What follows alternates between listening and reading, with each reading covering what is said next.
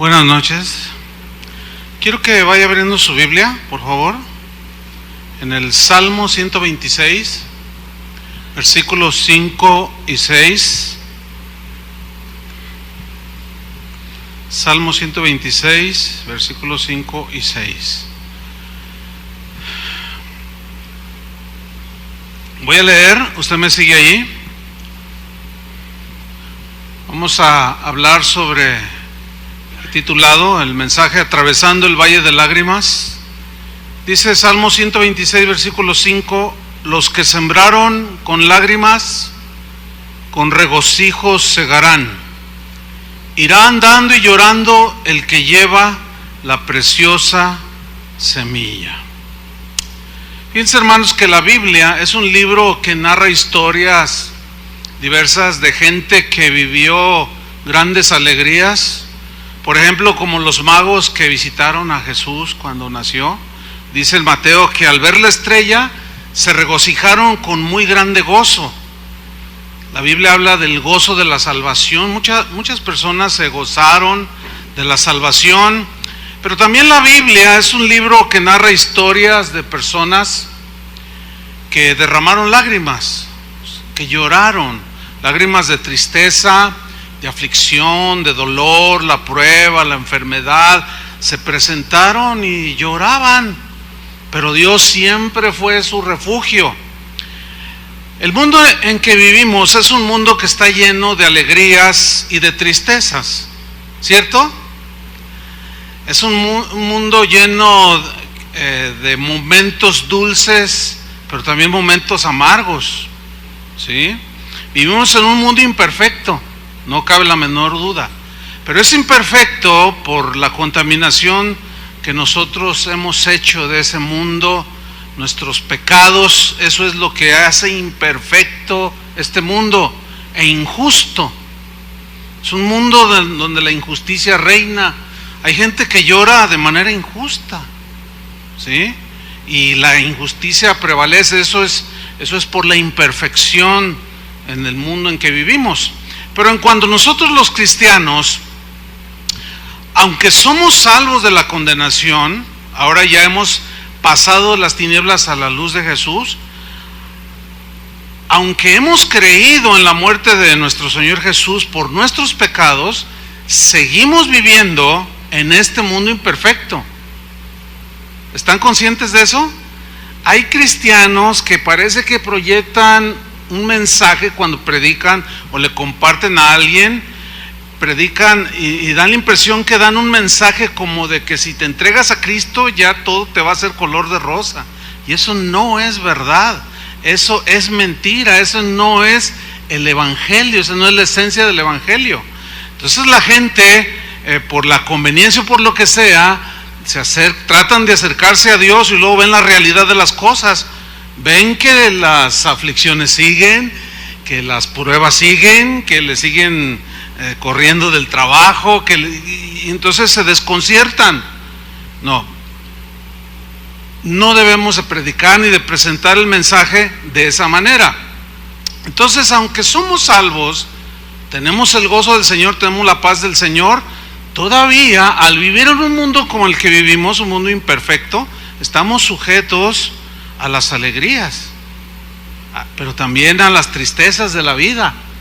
Sí, estamos en un mundo que si ahorita tiembla, le tiembla al justo y le tiembla al pecador, ¿no es cierto? Y si se cae el edificio, pues se cae sobre los justos y uno que otro que no lo es, qué sé yo. La Biblia dice que somos extranjeros y peregrinos en esta tierra.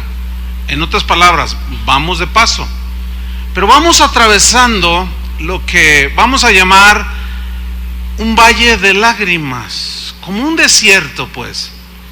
Pero vamos camino a la morada celestial, donde cuando lleguemos ya no habrá más llanto, ya no habrá más llanto, ya no habrá más tristeza ni más dolor, sino habrá un gozo perpetuo, dice la Biblia, sobre nuestras cabezas, en nuestro corazón, porque estaremos junto a nuestro amado Jesús, el que nos tiene reunidos en esta noche. Fíjense que el pensamiento de la gente del mundo sobre el llorar aún desde niños, cuando el niño se cae, llora, le duele o qué sé yo, la gente dice, no llores, el papá le dice a la mamá, no, nada más las niñas lloran, solo las mujeres lloran. Pero la Escritura nos muestra otra cosa al respecto. Y vamos a ver algunas escrituras, vamos a ver cómo hombres y mujeres de Dios que lloraron por distintas situaciones que tuvieron que enfrentar en su vida y derramaron lágrimas, pero el Señor siempre estuvo allí.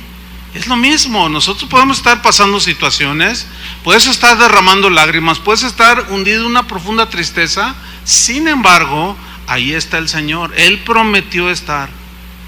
Recordemos esas inolvidables palabras de Jesús, cuando dijo, en el mundo tendréis aflicciones, pero confíen, yo he vencido. O sea, significa que Él nos va a ayudar a salir adelante en medio de las aflicciones en este valle de lágrimas.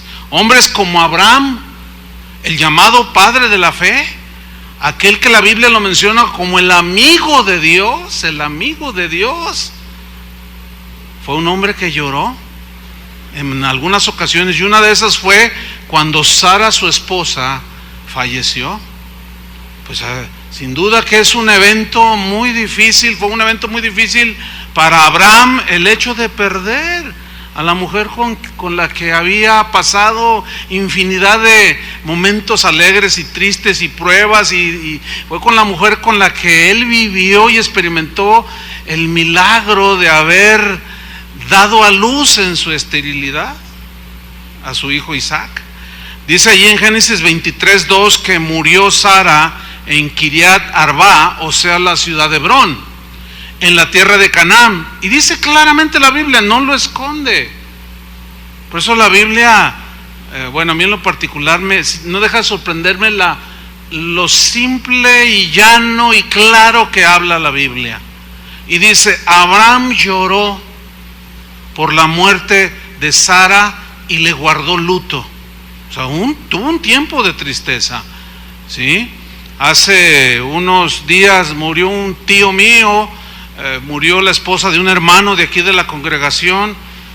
Bueno, siempre habrá estas situaciones, y estas situaciones producen tristeza y llanto y dolor.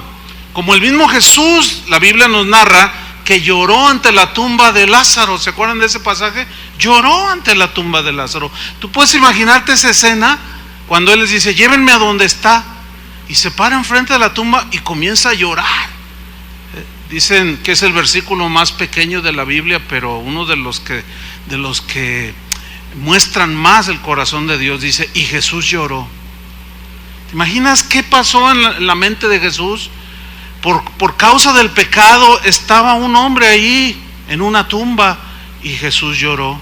Jesús, mejor que nadie, conocía perfectamente lo doloroso de las consecuencias del pecado, y allí en esa tumba Jesús lloró.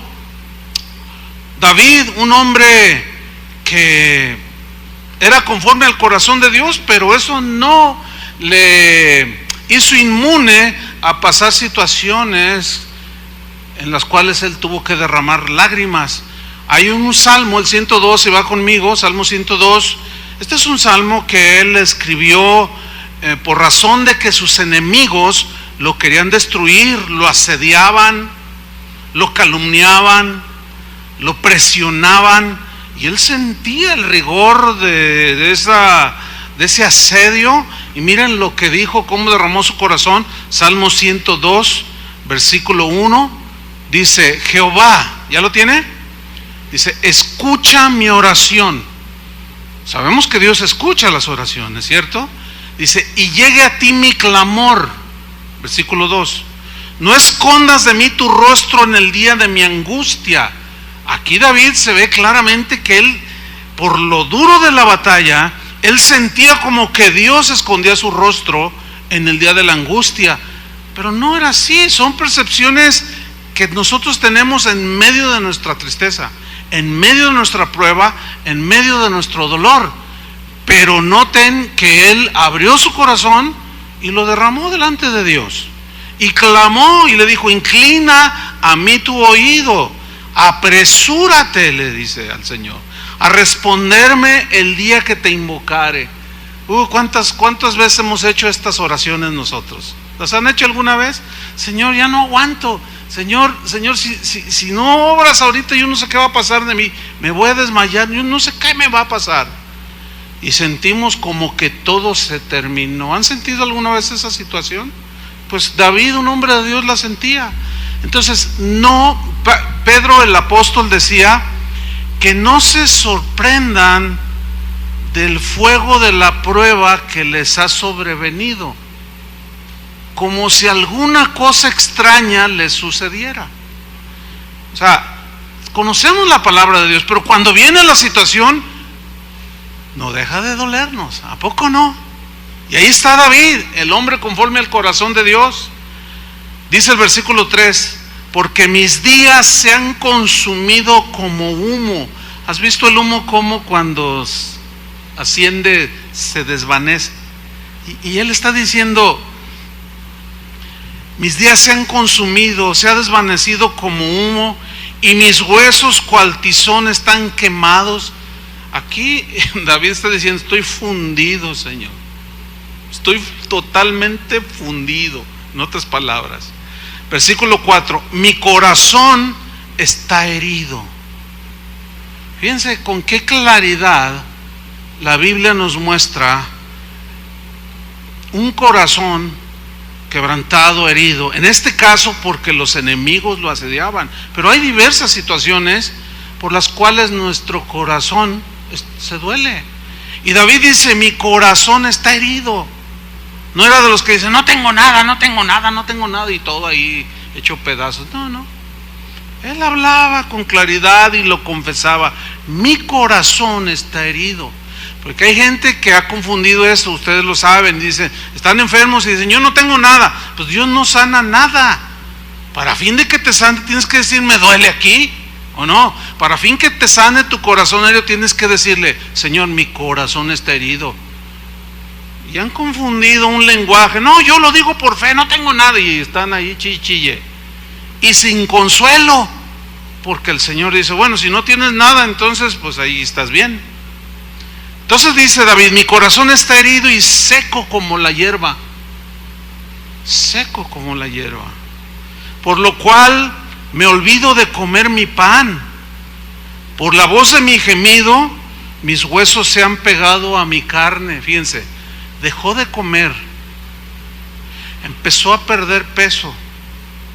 Esto habla de lo duro y agresivo de la aflicción que él estaba pasando. Estas escrituras, estas experiencias nos ayudan a nosotros a identificarnos, y esto nos hace sentir cuando leemos escrituras como esta, nos hace sentir que no somos los únicos.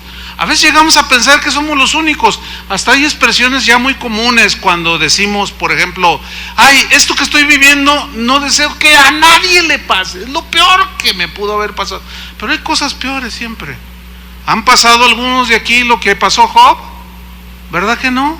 Entonces, pero para nosotros, cuando estamos ahí en la situación, se nos hace como que es lo peor que nos pudo haber pasado. Y es legítimo sentir eso. Y David dice, mis huesos se han pegado a mi carne, soy semejante al pelícano del desierto. Este es algo metafórico, mostrando a un ave muy solitaria que habitaba en los desiertos. Dice, estoy solo, me siento solo, como el pelícano del desierto, soy como el búho de las soledades. Si ustedes son observadores, los búhos son animalitos que siempre están solos, aislados. Si me siento así, como ese animal, como ese pelícano del desierto, como ese búho en medio de la soledad, de la oscuridad, así me siento, Señor. Dice el versículo 7, velo y soy como el pájaro solitario sobre el tejado. Esos pájaros que su cantar es como un quejido, como un lamento. Dice el versículo 8, aquí está la razón de su herida y su dolor y sus lágrimas. Cada día me afrentan mis enemigos. Quiero que notes esto, cuando dice cada día, habla de un tiempo que él vivió en el que constantemente estaba siendo agredido por sus enemigos. Cuando somos agredidos por alguien, estamos en el peligro de que nuestro corazón, al herirse, se llene de amargura, ¿cierto? Se llene de enojo, se llene de ira, y el peligro está en que reaccionemos justamente como Dios no quiere que lo hagamos. Por eso, el derramar tu corazón delante de Dios, ese es el bálsamo. Eso es lo que, al derramarlo delante de Él, nos va a dar la paz y la tranquilidad para no cometer tonterías. Amén. Entonces dice: cada día me afrentan mis enemigos, los que contra mí se enfurecen, se han conjurado contra mí, por lo cual yo como ceniza a manera de pan, y mi bebida mezclo con lágrimas. O sea, trata de hacer una imagen ahí en tu mente, ¿no? Él sentado o acostado en su cama, bueno, la escena es como que está en una mesa y en lugar de comer pan come ceniza, y su bebida mezclada con el llanto. Él está tomando y un llanto copioso mezclándose con lo que tomaba. Eso habla de un profundo dolor, ¿sí o no? Entonces esto nos hace ver que las situaciones que vivió David son situaciones que cualquiera de nosotros puede pasar. David se sentía tan mal que aún se olvidó de su alimento. Cuando nos enfrentamos a la aflicción y a la desesperación, sentimos como que los días son oscuros, ¿sí? Y hasta perdemos el apetito. Justo es en esos momentos, hermanos, cuando debemos confiar en Dios. Justo es allí, porque Él es nuestro amparo y nuestra fortaleza en medio de la aflicción. Justo es ahí cuando debemos confiar en Dios, porque Él es el único consuelo que tenemos. Él es el único que puede alentar y secar nuestras lágrimas, aun cuando estemos muy débiles de tanto luchar. Hace rato el Espíritu Santo, por boca de Julio, ministraba el corazón de algunos: venid a mí si estáis cansados. ¿Se acuerdan hace unos momentos? Venid a mí si estáis cansados.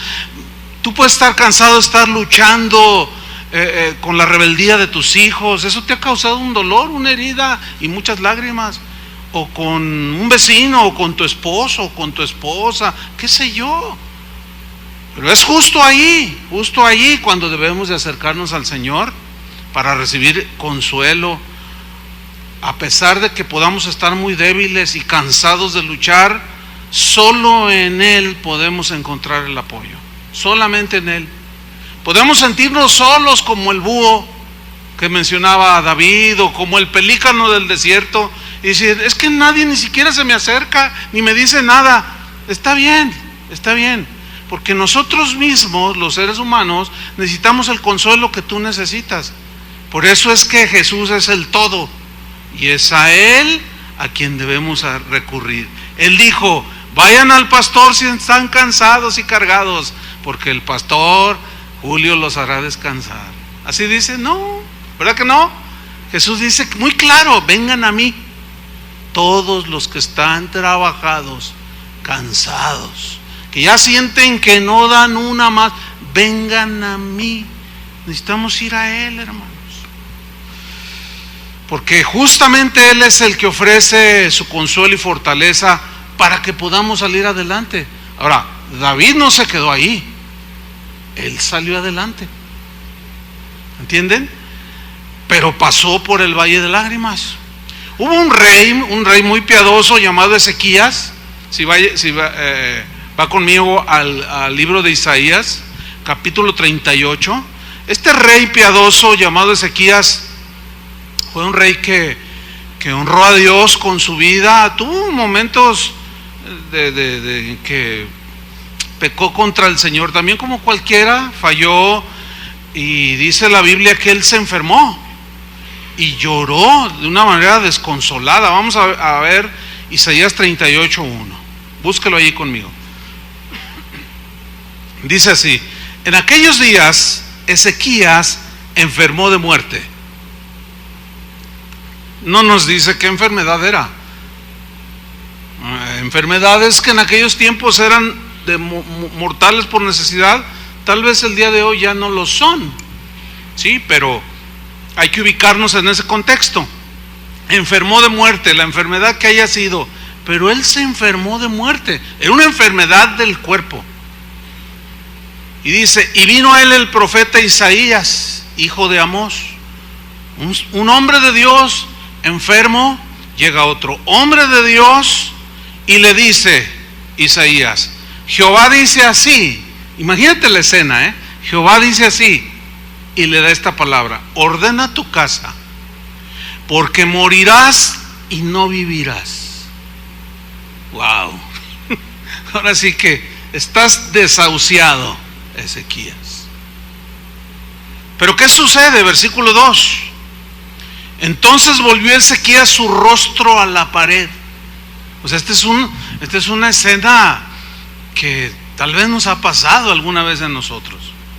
¿Sí? Dice que se volteó hacia la pared, con su rostro a la pared, e hizo oración a Jehová.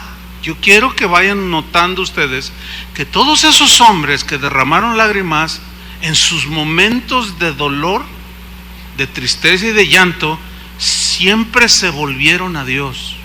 ¿Cuándo? Siempre, constantemente, porque ellos conocían y sabían que Dios era su refugio y era su consuelo y su fortaleza en esa debilidad. Entonces le dice que hizo oración a Jehová y dijo, vamos a leer lo que dijo: oh Jehová, te ruego que te acuerdes ahora que he andado delante de ti en verdad y con íntegro corazón. Fíjate qué tremendo, decirle esto al Señor. Y era cierto. Él no está presumiendo de lo bueno que era. Él simplemente está orando y le dice: Señor, yo he sido un hombre íntegro delante de ti. Tú me has conocido, tú sabes de mí, y que he hecho lo que ha sido agradable delante de tus ojos. Y en realidad su vida fue una alabanza continua al Señor. Y fíjense, ese caminar recto y santo delante de Dios no lo libró de la prueba. ¿Lo alcanzan a notar? No lo libró del momento o de los momentos que le produjeron lágrimas por el dolor y la aflicción. Y lloró Ezequías, dice, con gran llanto. ¿Cómo lloró? Con gran llanto. Esa frase, gran llanto, significa que lloró de manera que nosotros lo describimos como desconsoladamente, o sea, sin consuelo alguno, aunque sabemos que Dios es nuestro consuelo. Pero él lloró con gran lloro, dice. ¿Y qué sucede? Versículo 4. Entonces vino palabra de Jehová a Isaías diciendo: ve y di a Ezequías, Jehová Dios de David tu padre. Y fíjate, lo recuerda. Dios mismo recuerda a David. No era su padre era de la línea de él, ¿sí? Por eso es descendente de él. Entonces dice: Jehová tu Dios de David tu padre dice así: he oído tu oración. O sea, ustedes recuerden esto que hemos enseñado en otras ocasiones. Dios siempre escucha lo que le decimos. El problema está que nosotros, en ocasiones, cuando recibimos la respuesta de Dios, decimos gracias y nos gozamos. Pero cuando vemos que la oración no viene la respuesta, o se tarda, asumimos que Él no nos oyó. Y no es así. Lo que pasa es que, recuerden siempre esto: Dios es soberano. Él sabe cómo, cuándo, a qué horas contesta la oración, si está en su plan. Eso tenemos que someterlo a la soberanía de Dios, ¿sí? Porque a veces se enseña mal cuando, por ejemplo, una escritura como esta. Entonces el predicador podemos caer en el error de decir: así como Ezequiel que lo escuchó, Ezequías, que lo escuchó inmediatamente, así Dios hoy va a escuchar inmediatamente tu oración. No necesariamente, yo no me atrevería a decir eso. Porque hay otras partes en la Biblia donde oraban y la respuesta se tardaba. Pero allí es donde se va formando también el carácter y la paciencia. Y nuestra fe tiene que estar ahí, manteniéndonos. En este caso, Dios respondió rápido. Ve y di a Ezequías casi inmediato. Le dice: Jehová, Dios de David tu padre, dice así: he oído tu oración y visto tus lágrimas. Ahí está. Lloraba de manera abundante. Dice: he oído tu oración y he visto tus lágrimas. He visto tus lágrimas. Esa frase. Dios conoce también nuestras situaciones y Él ve las lágrimas. A veces hay un llanto que es más profundo, un llanto que en ocasiones no es con lágrimas líquido, literal, sino es un llanto del corazón. Es como un lamento, un quejido del corazón, que a veces no salen lágrimas literales, pero el corazón está con un llanto desconsolado, ¿sí? Entonces le dice: he aquí, dice, he visto tus lágrimas, he aquí que yo añado a tus días 15 años. Wow, tremendo, ¿no? Dios contestó, pero en su soberanía Él le respondió de esa manera. Hay muchos motivos, pues, por los cuales nosotros los cristianos derramamos lágrimas. Hay gente que derrama lágrimas por cosas tan intrascendentes. Los argentinos lloraron porque los golearon, porque perdieron, no ganaron el campeonato.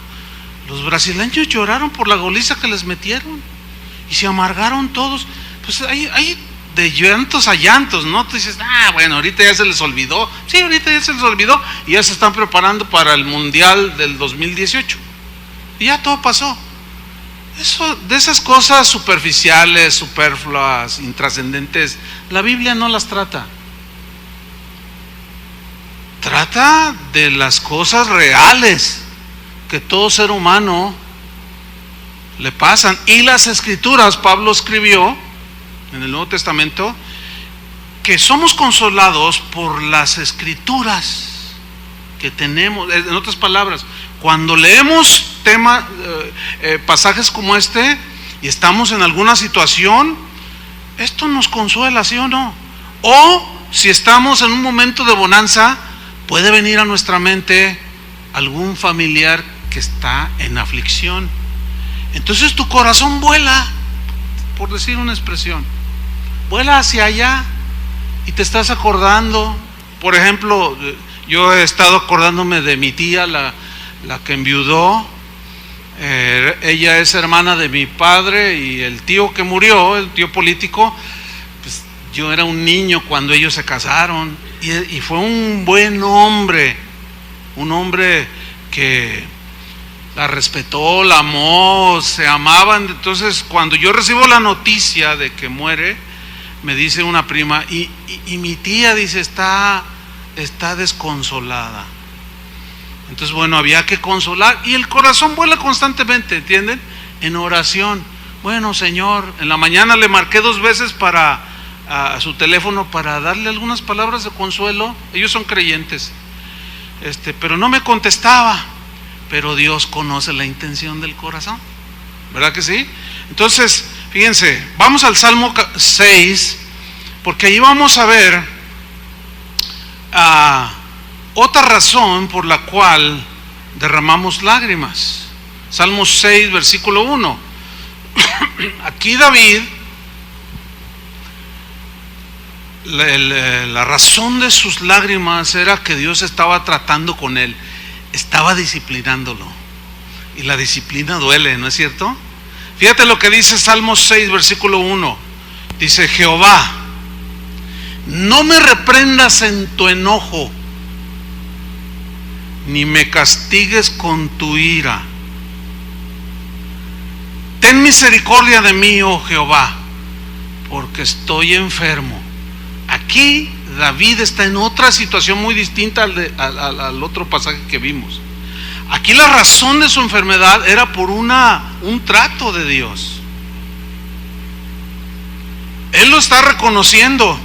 Oh Jehová, dice, porque estoy enfermo, dice, sáname, oh Jehová, porque mis huesos se estremecen, mi alma también está muy turbada. Claro, cuando estamos en una situación de aflicción, de estrechez, de disciplina, en este caso, se turba nuestra alma, nuestros pensamientos como que se cruzan, como que no alcanzamos a armonizarlos. Sin embargo, basta un momento solamente, en el cual nuestra fe sea puesta en el Señor, y con humildad reconocer, como lo vamos a ver más abajo, reconocer nuestros errores. Sigo leyendo, versículo 3: mi alma también está muy turbada, y tú, Jehová, ¿hasta cuándo? Él estaba sintiendo el rigor de la disciplina. Acuérdense que Dios perdona nuestros pecados. Dice la Biblia que si confesamos nuestros pecados, Él es fiel y justo. ¿Para qué? Para perdonarnos y limpiarnos de toda maldad.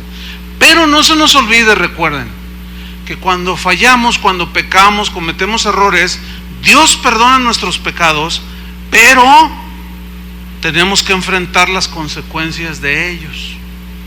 Un cristiano puede ser tentado en tomar un dinero que no es de él, pero está en una necesidad, y ahí está la tentación, y puede caer un cristiano. ¿Están conscientes de eso? Y tomar ese dinero, y él dice: Señor, prestado lo voy a tomar, pero el dueño de ese dinero no sabe, y ante los ojos de Dios es un robo. Y resulta que el dueño de ese dinero se da cuenta en un momento, y la cosa se pone peor porque te despiden del trabajo. Y eso causa, ¿qué? Más lágrimas, más presión, más turbación de alma. Viene la disciplina del Señor, se pone fea la cosa, y pues a llorar. Pero aún así, fíjense, yo quiero que pongan atención. David clama la misericordia de Dios. En el versículo 2, ten misericordia de mí, le dice. En el 3 dice: ¿hasta cuándo? Versículo 4, vuélvete, oh Jehová, libra mi alma, sálvame por tu misericordia. O sea, ya es el clamor de Señor, ya, por favor. Versículo 5, porque en la muerte no hay memoria de ti. Nota que él sentía que estaba al borde de la muerte en su situación. En el Seol, le dice, o sea, en la sepultura, ¿quién te alabará? Versículo 6, me he consumido a fuerza de mi gemir, todas las noches inundo de llanto mi lecho, riego mi cama con mis lágrimas. Wow, qué escena tan más pues conmovedora. Todo un hombre de Dios, una mujer de Dios, llorando, enfrentando las consecuencias de su pecado. Esos versículos nos muestran que David pues habla el lenguaje de un corazón humillado, no hay duda, porque Dios al humilde recibe y al altivo lo hace a un lado. Entonces aquí vemos claramente a un David hablando del lenguaje de su corazón, con un corazón verdaderamente humillado, un espíritu quebrantado, contrito, entristecido. ¿Por qué? Por las aflicciones que fueron permitidas por Dios. ¿Para qué? Para hacer reaccionar a David, en este caso, para despertar su conciencia y alejarlo de la corrupción del pecado. Por eso a veces Dios permite quebrantamiento, ¿entienden? Para alejarnos de la corrupción del pecado. Y ciertamente la enfermedad le trajo a su memoria el pecado cometido, y lo consideró como una señal de que Dios estaba tratando con él, y lloró. Lloró. Jesús lloró al ver la condición. Este es otro tipo, este es un ejemplo bien tremendo, que no quisiera dejarlo allí a un lado.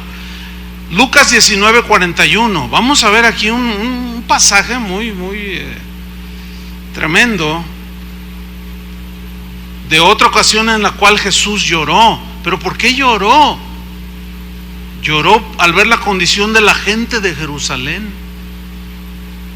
Dice Lucas 19:41, búscalo.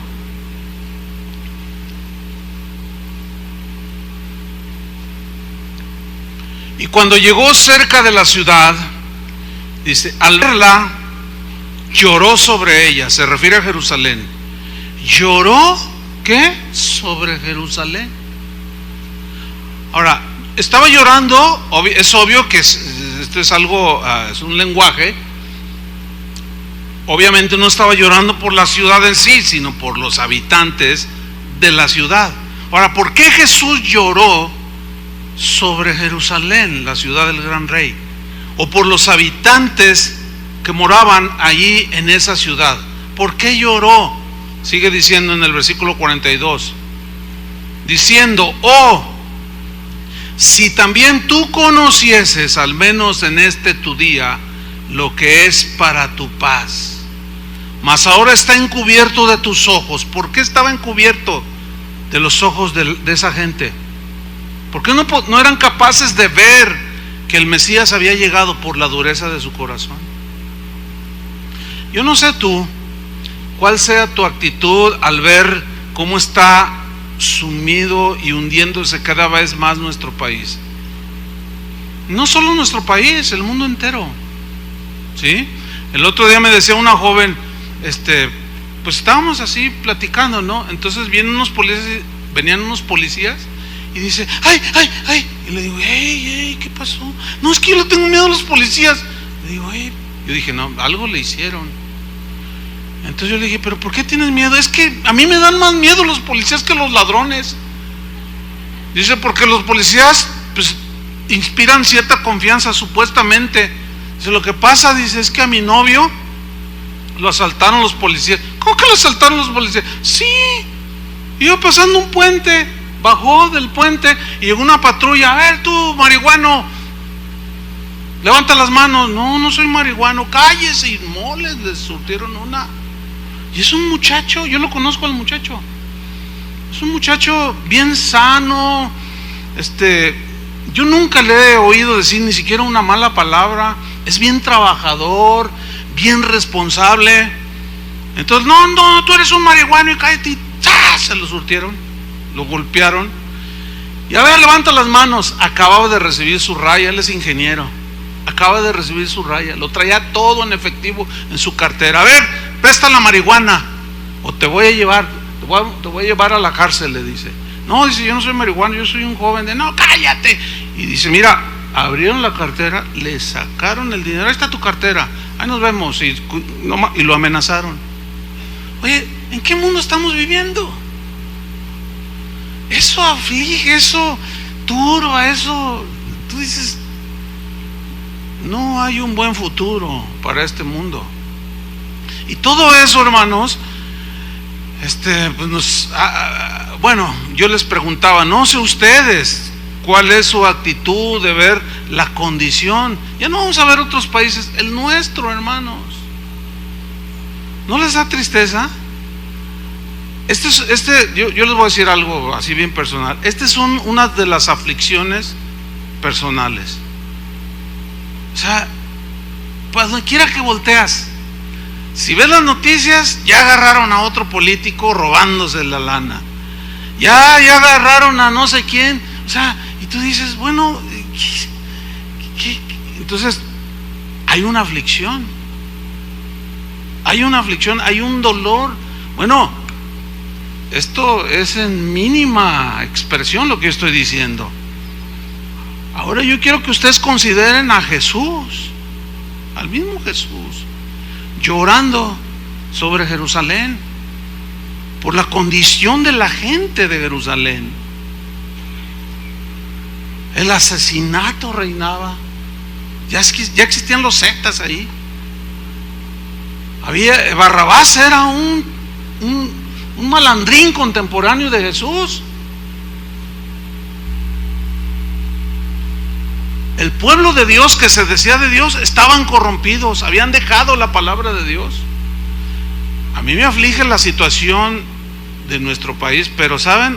El que sí de plano así ahora sí, por decirlo de alguna manera, me funde, es la condición de la iglesia que se dice cristiana, en una condición tan paupérrima, tan triste, tan rebeldes hacia Dios, tan despreciativos de la palabra de Dios. O sea, eso a mí a veces me quedo así. Hay momentos en que cuando estoy solo, me quedo así como, no puedo creerlo, Acabo de leer una noticia yo ya la conocí esa noticia, porque hace como un año, allá en Veracruz, asesinaron a un pastor, con una hazaña espantosa, y después de un año, está saliendo la luz que la que lo mató fue la esposa. ¿Puedes creer eso? O sea, yo me quedé así, sin palabras, leyendo esa nota periodística. ¿Y todo por qué? ¿Qué cosas están pasando dentro de la iglesia? Y vemos a Jesús llorando sobre Jerusalén, diciendo: oh, si tú conocieses al menos en este tu día lo que es para tu paz, mas ahora están cubiertos de tus ojos, porque vendrán días sobre ti. Y aquí ya Él está mirando las consecuencias del pecado, que es la destrucción. Porque vendrían días sobre ti cuando tus enemigos te rodearán con vallado y te sitiarán, y por todas partes te estrecharán y te derribarán a tierra, y a tus hijos dentro de ti no dejarán en ti piedra sobre piedra, por cuanto no conociste el tiempo de tu visitación. Esa frase significa: por cuanto nunca reconociste que el Mesías había llegado. A lo suyo vino y los suyos no le recibieron, lo rechazaron. Y lloró Jesús. Cuando yo leo esta escritura, o sea, me identifico, y yo no tengo el corazón de Dios. O sea, a ver si alcanzo a describir la dimensión de la diferencia, ¿no? Si yo como simple humano siento un dolor, una aflicción, una tristeza de ver cómo se hunde todo, ahora imagínate el autor de la vida, el creador de todos, llorar sobre Jerusalén. Realmente es una escritura conmovedora. Jesús dijo en otra ocasión a la misma Jerusalén: ¿cuántas veces te quise juntar como la gallina junta sus pollitos y no quisiste? Entonces, como Jesús sabía las consecuencias de la desobediencia, sabía que eso les iba a traer destrucción, aflicción y mucho dolor y condenación, lloró. Qué tremendo, tremenda escritura. Pero uno de los apóstoles, Pedro, ese también lloró, pero su llanto fue de arrepentimiento, y todos ya sabemos por qué. ¿Qué fue lo que le sucedió? Negó a Jesús. Fíjense, a veces, el otro día hablaba con un joven que tiene un celo por Dios y me pedía un consejo. Pastor, ¿me puede dar un consejo? Yo le dije: si tengo la respuesta y en la manera, por supuesto. Es que fíjate, dice, me dice, es que en mi congregación, dice, tenemos unos grupos allí que compartimos la palabra y todo, y uno de los líderes juveniles de mi iglesia, dice,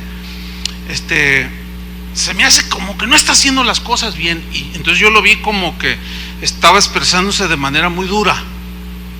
Entonces yo le dije: mira, ¿sabes una cosa?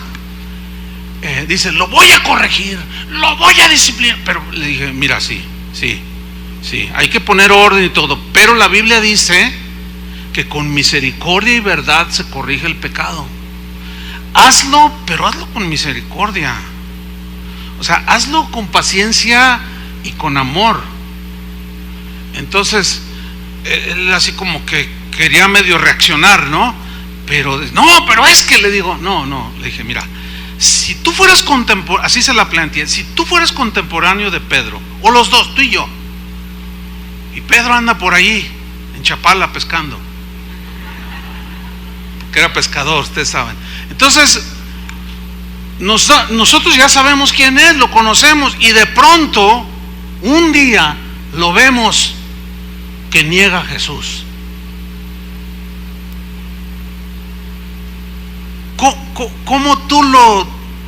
¿Cuál sería tu reacción hacia él? Y como que le cayó el 20, para que me entienda, como que entendió lo que yo trataba de transmitirle.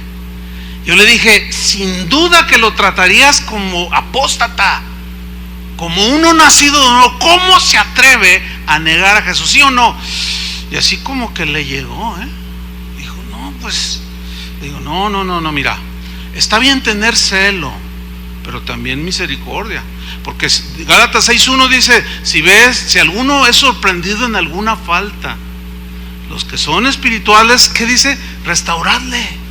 No dice deséchalo, restáurale. ¿Cómo? Con espíritu de mansedumbre, dice Pablo, considerándote a ti mismo, no sea que tú también caigas en esa tentación. Y bueno, Pedro pecó. Jesús le había dicho, me vas a negar, y él muy confiado, una autoconfianza, yo hasta la muerte, Señor. No, dice, mira, va a cantar un gallo. Antes que tú me niegues, cantará el gallo. O por ahí va, siempre me confundo, pero cantó el gallo. Dice la Biblia ahí en Mateo, en Lucas, no, es en Mateo, dice que entonces, después de haberlo negado, cuando decían, tú mismo eres de los que andaban con Jesús, tu manera de hablar te delata, y él comenzó a maldecir. Fíjate, qué tremendo.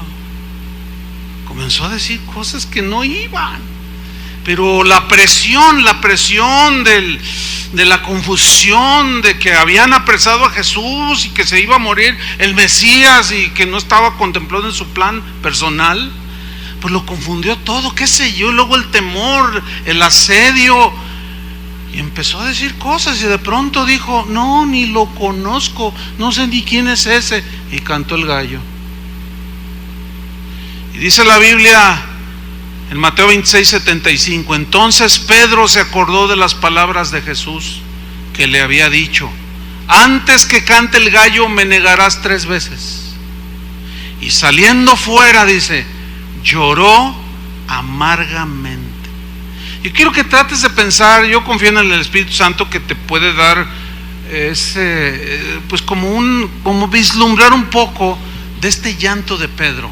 La Biblia nos lo describe aquí en nuestro idioma español, lloró amargamente. ¿Cómo te imaginas tú que es llorar amargamente? O sea, con un dolor, ese es el concepto en sí. Lloró con un dolor tan profundo de su corazón por haberle fallado.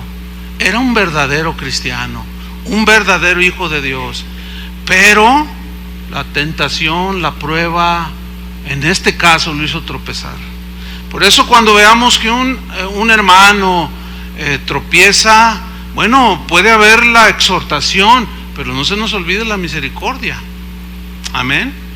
Y la oración, porque cualquiera de nosotros puede tener un episodio como ese. Las lágrimas, pues, hermanos, son del desahogo en el valle de la sombra y de la muerte, pero la confianza en Dios, de su perdón, debe estar allí, de su provisión debe estar allí, de su sanidad debe estar allí, de su consuelo también, y tantas cosas más. Ese es lo que nos da la fortaleza. La promesa de Jesús fue: bienaventurados los que lloran, porque ellos recibirán consolación. Aquí habla de los que lloran por causa de seguir a Jesús, ¿sí? Y viene ahí, cabe el ejemplo de Pedro. Él seguía a Jesús, todos seguimos a Jesús. ¿Cuántos de aquí siguen a Jesús? Pero tenemos situaciones, ¿sí o no? Y ahí estaba, y el Señor secó sus lágrimas. Déjame terminar con Jeremías 31:9. Ábralo allí, Jeremías 31:9 y Apocalipsis 21:1. Esos dos pasajes vamos a leerlo. Porque Jeremías 31:9 es un pasaje que habla de una promesa dada a Israel, ciertamente, pero que también nos llega a nosotros, porque son las bendiciones de Israel que, bueno, rechazó, pero para nosotros nos involucra también esta promesa de Jeremías 31:9 de parte de Dios. Mira lo que dice: irán con lloro, ¿sí? Dios mismo está diciendo, irán con lloro, mas con misericordia los haré volver, y los haré andar junto a arroyos de aguas, por camino derecho en el cual no tropezarán, porque soy a Israel por padre, y Efraín es mi primogénito. Oíd palabra de Jehová, oh naciones, y hacedlo saber en las costas que están lejos, y decid: el que esparció a Israel lo reunirá y guardará como el pastor a su rebaño. Dicen gente que lo han visto, que cuando los israelitas de este tiempo leen eso, un mar de lágrimas, porque Israel hasta no hace mucho seguía disperso. Ahora ya tienen su nación. En 1948 por ahí más o menos se restauró, pero tantos milenios, cientos de años dispersos por todas las naciones del mundo. Y aquí esta promesa: porque Jehová, dice, redimió a Jacob, lo redimió de mano del más fuerte que él, y vendrán con gritos de gozo en lo alto de Sión, y correrán al bien de Jehová, al pan, al vino, al aceite. Estos tres elementos son metafóricos, el pan significa alimento, la palabra, el vino, el gozo del Señor, y el aceite, la sanidad del corazón. Y al ganado de las ovejas y de las vacas, y su alma será como huerto de riego. ¿Han visto los huertos que se riegan? Bien verdes, bien bonitos. Y nunca más tendrán dolor. Versículo 3: entonces la virgen, o sea la doncella, se alegrará en la danza, los jóvenes y los viejos juntamente, y cambiaré su lloro en gozo, y los consolaré, y los alegraré de su dolor. Y el alma del sacerdote satisfaré con abundancia, y mi pueblo será saciado de mi bien, dice Jehová.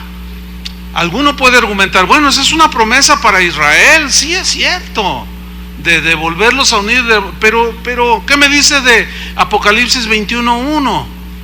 Leámoslo y terminemos esta enseñanza. Dice Juan: vi un cielo nuevo y una tierra nueva, porque el primer cielo y la primera tierra pasaron, y el mar ya no existía más. Y yo, Juan, vi la santa ciudad, la nueva Jerusalén, ya no sobre la que lloró Jesús, la literal, descender del cielo de Dios, dispuesta como una esposa ataviada para su marido. Y oí una gran voz del cielo que decía: he aquí el tabernáculo de Dios con los hombres, y Él morará con ellos, y ellos serán su pueblo, y Dios mismo estará con ellos como su Dios.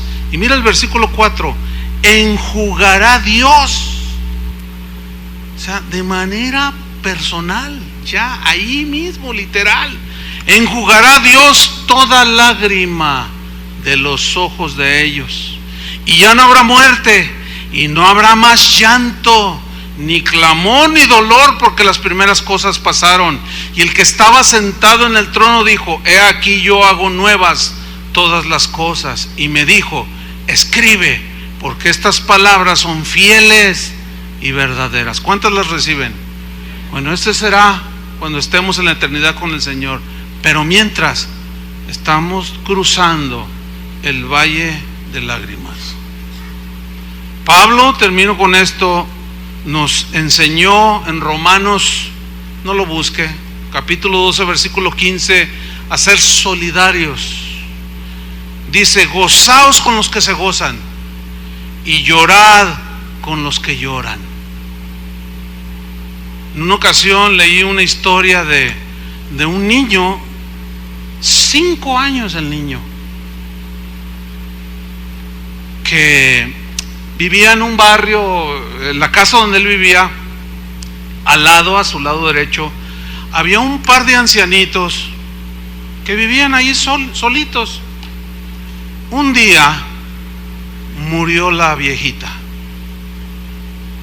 y los padres del niño fueron allí, a él no lo llevaron, pero él desde la ventana nada más miraba que llegaba la gente llorando y miraba cuando el viejito recibía a los que venían a acompañarlo, pero lo miraba con una cara triste al viejito, y el niño desde la ventana lo miraba, dice esta historia, y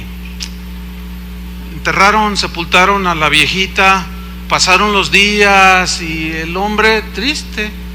Un día el hombre levantó algunos comentarios porque no lo miraban llorar y despertó por ahí algunos comentarios acelerados, ¿verdad? Precipitados. Entonces dice esta historia que un día el niño se salió porque vio al anciano en el patio. O sea, el anciano estaba en su patio y el niño estaba en su patio. Entonces él se brincó y se fue a donde estaba el anciano, pero su mamá estaba mirando y le iba a decir: ¿a dónde va, niño? Pero vio que el niño brincó la cerca y corrió a donde estaba el anciano. Y el niño se acercó al viejito y se le sentó en las piernas, el niñito de 5 años, y se acurrucó y lo abrazó. Y aquel hombre empezó a llorar, y a llorar, y la mamá con un nudo en la garganta miraba esa escena. Y ahí estuvieron como 2 horas, y de pronto el hombre sonrió, abrazó al niño, y el niño le dijo: tengo que irme. Y cuando regresó le dice su madre: hijo, ¿qué fue lo que hiciste? ¿Cómo fue que brotó esa sonrisa de nuestro vecino que tanto le ha dolido la muerte de su viejita, de su esposa? Y el niño le contestó: solo lo ayudé a llorar. Qué tremendo, ¿no? Solo lo ayudé. Un niño. La Biblia dice: llorad con los que lloran. La Biblia dice que de la manera en que fuimos consolados, también nosotros debemos de consolar. Por eso no se nos olvide, o sea, que este mundo tan acelerado en el que vivimos, y que la maldad está tan a la flor de tierra, que no se nos haga tan normal, tan natural, como para perder la sensibilidad de que hay mucha gente que llora y que sufre. Amén. Y que en lo que viene el Señor, o por nosotros, o morimos y estamos en su presencia, seguimos en este valle de lágrimas.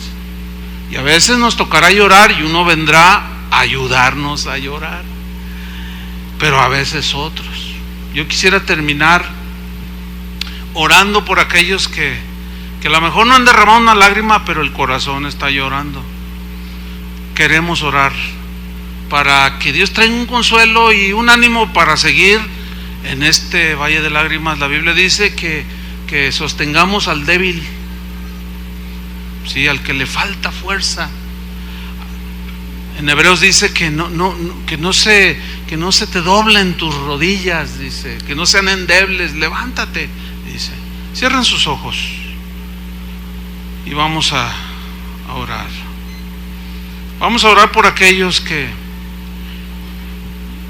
por la situación que solamente tú sabes, pues te ha causado una tristeza, estás en un dolor, una aflicción, en un llanto que a lo mejor no es literal, pero tu corazón llora, o has inundado tu cama de desesperación, de ver, no sé, a un hijo, una hija hundido en el vicio, tanta cosa que nos aflige.